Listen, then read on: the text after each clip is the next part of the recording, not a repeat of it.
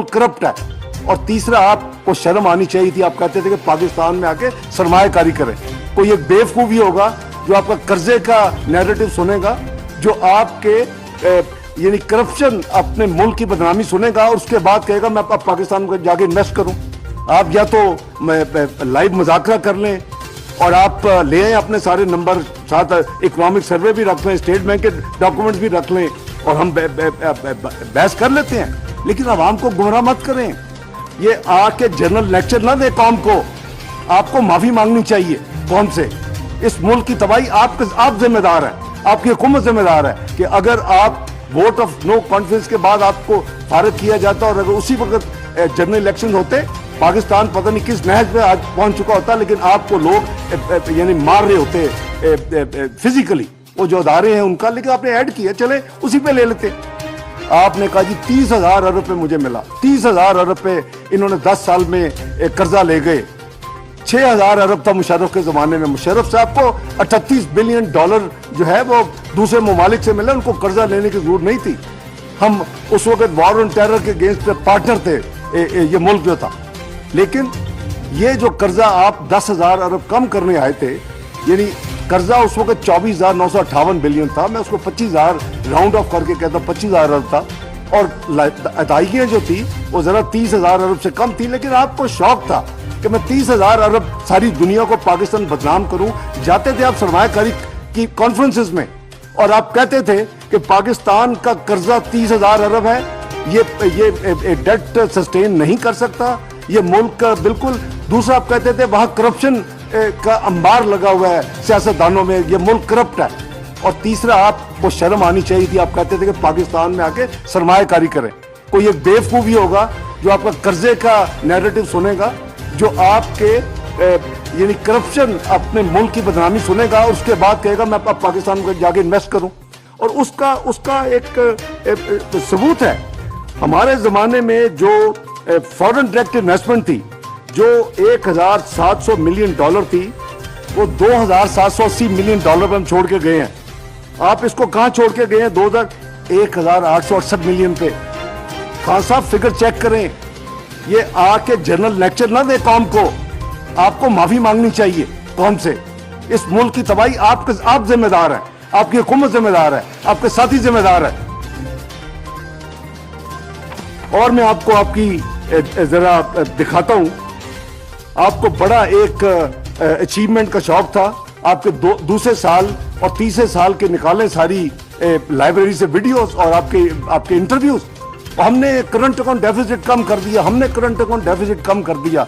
सिर्फ एक ही चीज थी आपके पास। आपने देखा कि आपने कहां छोड़ा है। हमारा अगर आखिरी साल का करंट अकाउंट डेफिसिट जो था वो अगर 19.2 बिलियन था, मैं आपको नंबर्स भी बता दूं, एवरेज निकालेंगे तो बिल्कुल अनरीजनेबल नहीं है। हमारा करंट अकाउंट डेफिसिट पहले साल का 3.1 बिलियन था डॉलर, दूसरे साल 2.8 अरब था, तीसरे साल 5 बिलियन डॉलर था, चौथे साल 12.3 बिलियन डॉलर था, और जो आपने ड्रामा किया सारी दुनिया में 19.2 बिलियन डॉलर था। आपको क्या पता कि आपने कितनी ज़रबे अज़ब लड़ी है पाकिस्तान के लिए, फाइनेंस की है। आपने कितने देहातों में 20-20 घंटे की लोड शेडिंग मिली थी, उसको क्या मुफ्त में खत्म हो जानी थी? क्या आपने कैपिटल इन्वेस्टमेंट नहीं करनी थी? हमें पता है कि चौथे साल में, आपको मैंने नंबर बताए हैं, लेस देन एवरेज पहले 3 साल की 4 अरब डॉलर सालाना है। चौथे साल और पांचवें साल हमारी 12-12.5 billion dollar current account deficit projected था। ये ताकि पाकिस्तान के अवाम को अंधेरे खत्म हो, वहां रोशनी आए, पाकिस्तान तरक्की करे। अपने ज़रबे अज़ब के खिलाफ जो हवाले से, रद्दुल फसाद के हवाले से, सिक्योरिटी ऑपरेशन के हवाले से हमने जानबूझ के खर्च किया कि इन चीजों को अवाम को एक अमन और सलामती दी जाए। आपने तो ये कुछ नहीं किया। फिर आप कैसे 17.4 अरब डॉलर पे आप छोड़ के गए करंट अकाउंट डेफिसिट पाकिस्तान का। यही एक आपकी ये आप अपना क्लेम किया करते थे। और दूसरा भी मैं भी बताता हूं, आप एक्सपोर्ट्स क्लेम करते थे। यानी वो हमारे जमाने में जो एक्सपोर्ट का करीबन 25 अरब डॉलर थी और 25 पे हमने छोड़ा। आपने कहा जी ये देखो मैंने इसको 32 अरब पे पहुंचा दिया। कैसे पहुंचा दिया? आपने 400 अरब रुपया 1% पे दिया। और रीफर्बिशिंग, रेनोवेशन और एक्सपेंशन ऑफ द इंडस्ट्री के लिए दी, और उससे और इंटरनेशनल प्राइसेस, यूनिट प्राइसेस ज्यादा हुई। आप अपनी क्वांटिटी देखें। बात यह है कि आपको सच बोलना चाहिए, या तो आपको इल्म नहीं है, या आपको जो बताया जाता है वो झूठ बताया जाता है। आपके जमाने में जो इंपोर्ट्स हैं वो $72 बिलियन पे की, जो हमारे जमाने में $55 बिलियन थी। आपके जमाने में जो एक्सपोर्ट थी वो मैंने जैसे अर्ज किया कि उसमें इजाफा हुआ, लेकिन मैंने आपको ये भी बताया कि उसकी वजह क्या है।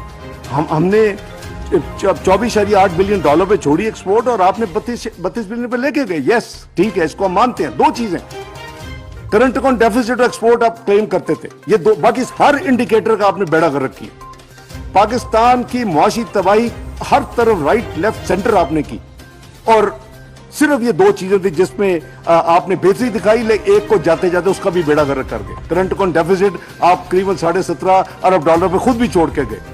और जैसे मैंने अर्ज किया कि आपका इस मुल्क में जो दूसरी तबाही हुई, आपने जब रुपए का बेड़ा गर्क करने के लिए उसको खुला छोड़ा, और उसके बाद उसकी जो इन्फ्लेशनरी इफेक्ट था, जो उसके यानी नतीजे में महंगाई आनी थी, वो आसमान पे चली गई। एक तरफ आपके कर्जों में बेपनाह इजाफा, 25,000 अरब जो है वो 44,500 अरब पे चला गया। आपका पब्लिक डेट एंड लायबिलिटी 30,000 अरब से 55,000 अरब पे चला गया। अब आपको जिस पैमाने से नापें, आप के सामने है कि एक तरफ पब्लिक डेट जो 25,000 से 44,500 पे गया, 19,500 अरब पे इजाफा हुआ, और दूसरी तरफ जो आपका शौकिया फिगर था, जो सारी दुनिया में जाके 30,000 अरब के आप प्रचार करते थे, वो 55,000 अरब पे चला गया। 25,000 अरब का इजाफा हो गया। आप तो 10 अरब कम करने के लिए आए थे। आपके कर्जों की एक हिस्ट्री बन चुकी है जो कि 75 साल में नहीं बनी। आपने करीबन 75% के करीब कर्जों में इजाफा किया अपने सिर्फ 4 साल दौर में। आप या तो लाइव मुज़ाकरा कर लें और आप ले आए अपने सारे नंबर, साथ इकोनॉमिक सर्वे भी रख लें, स्टेट बैंक के डॉक्यूमेंट्स भी रख लें, और हम बहस कर लेते हैं, लेकिन आवाम को गुमराह मत करें। आपने कहा जी कि शौकत तरीन साहब ने बात समझाने की कोशिश की और वो भी समझ नहीं आई। क्या बात समझाने की कोशिश की न्याजी साहब? जाके केबीके के वजीर खजाना को और पंजाब के वजीर खजाना को ये कहा कि IMF को कॉपरेट ना करो। उसकी सारी जो है ऑडियो लीक तो आ चुकी हैं, वो तमाम बातचीत तो आ चुकी है, वो तो गद्दारी के जुमरे में आती है ऐसी चीज। ये IMF का मुआहदा हमने तो नहीं किया था, ये आपने किया था, ये आपका पसंदीदा मुआहदा था। लेकिन जो आपकी आदत है, जब आपको पता चला कि मैं अब जा रहा हूं, तो आपने जो बैनुल अक़वामी कमिटमेंट की थी IMF वगैरह के साथ, आपने उसको डिसओन कर दिया। आपने बल्कि जो जितना परफॉर्म किया था उसको रिवर्स कर दिया। आपने लैंड माइंस बिछा दी पाकिस्तान की मईशत में। और अगेन कि अगर आप वोट ऑफ नो कॉन्फिडेंस के बाद आपको फारिग किया जाता और अगर उसी वक्त जनरल इलेक्शंस होते, पाकिस्तान पता नहीं किस नहज पे आज पहुंच चुका होता, लेकिन आपको लोग यानी मार रहे होते फिजिकली। वो तो आप खुदा का शुक्र करें कि एक बहुत बड़ा फैसला अपोजिशन ने किया कि हम सियासत कुर्बान करके रियासत को बचाते हैं। हम अवाम इस 23 करोड़ अवाम की बेहतरी के लिए काम करते हैं। कोई बात नहीं अगर हमारे सियासी कैपिटल में नुकसान होगा। तो आप शौकत तरीन साहब की जो आपने बात की है, आई एम श्योर कि अगर आपने नहीं सुनी तो वो ऑडियो लीक जो हुई है सुन लें। तो उन्होंने क्या कहा दो वजीर खजाना को कि जी आप कॉपरेट ना करें IMF के साथ। जब ये हुकूमत आ चुकी थी तो प्रोग्राम भी आपने किया, और प्रोग्राम 2019 में किया। 3 साल का प्रोग्राम होता है, वो प्रोग्राम आप मुकम्मल नहीं कर सके, वो आज भी हमारे गले में पड़ा हुआ है। और हमने पाकिस्तान की तारीख में एक ही IMF का प्रोग्राम मुकम्मल हुआ है, वो 2013-2016 है। मियां नवाज शरीफ साहब ने जब ओथ ली 5 जून 2013 को, 7 जून को काबीना ने ली, 12 जून को हमने बजट पेश कर दिया। हमने 4 जुलाई को स्टाफ लेवल एग्रीमेंट कर लिया IMF के साथ। आपने तो 1 साल लगा दिया था, आपने तो खुदकशी कर लेनी थी वहां जाने की बजाय। लेकिन आप तो आज भी खुदकशी का लफ्ज भी आपको शायद भूल गया हो कि मैंने क्या कहा था आवाम को, और वो डॉक्यूमेंटेड है, वो लोगों के पास स्क्रीन मौजूद है, स्क्रीन शॉट्स। इसलिए मैं समझता हूं कि आपने जो मईशत पे डूब